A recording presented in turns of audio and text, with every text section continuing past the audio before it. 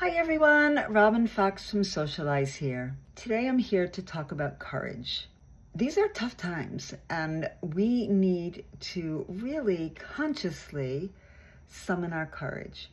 I was reminded of this the other day when I was meditating, and this fearful thought came through about whether I might die before my mother. And it just gripped me, and that it went right to my amygdala, that fight, flight, or freeze part of your brain that wants to react really quickly. Luckily, I recognized it for what it was, which was a fear masquerading as a legitimate concern. The reason why it's not a legitimate concern is because I can't do anything about that. I have no control over, the timing of my demise, and worrying about it is not going to help anything. I can plan for it, but worrying about it, being fearful about it, is not going to help anything.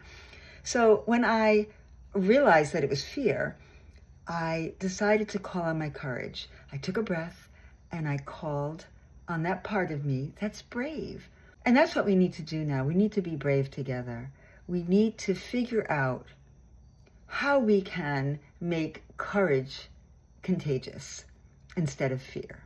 I have a little method that helps with that. It's called the rock method. The rock method is very simple. When a fearful thought starts to come in, recognize it. That's the R. Recognize that that feeling is in you. That fear is in you. It's a bodily sensation. Become aware of it. Next, I want you to out it. That's the O in rock. Name it. I see you, fear. I see what you're up to. Recognizing it and name it, as Dr. Daniel Siegel says, name it to tame it, moves that fear from the amygdala, that fight, flight, or freeze, into our prefrontal cortex, which is the part of our brain that accesses all the other parts so we can make good decisions, so that we can access our wisdom, and then move forward. Then there's the C in rock. Courage up. Courage needs to be called upon. We need to summon it. It just doesn't appear. It doesn't arrive uninvited, but we can be brave. We can decide that that's what we want. So we call on our courage and trust it will rise up to meet us. The last part of this exercise, this rock method, is the K, which is kiss that fear goodbye. We don't have to follow that thought. We don't have to continue to think of all the bad things that might happen. If this happens, then that happens. That is a road that will lead only to pain. There's enough pain in this world without us contributing to our own misery. So I want us to be brave together. I want us to call on our courage. I want us to practice this. This might not come easy, but if you keep remembering to reach for it, soon it will be second nature.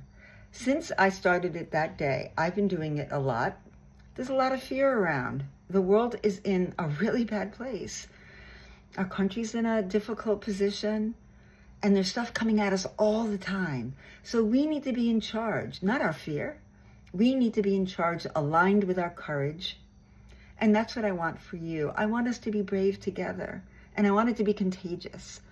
So when you find yourself standing in the fear, standing in that fire, I want you to call on your courage to use the rock method. Recognize it, out it, courage up, and kiss it goodbye. Kiss that fear goodbye.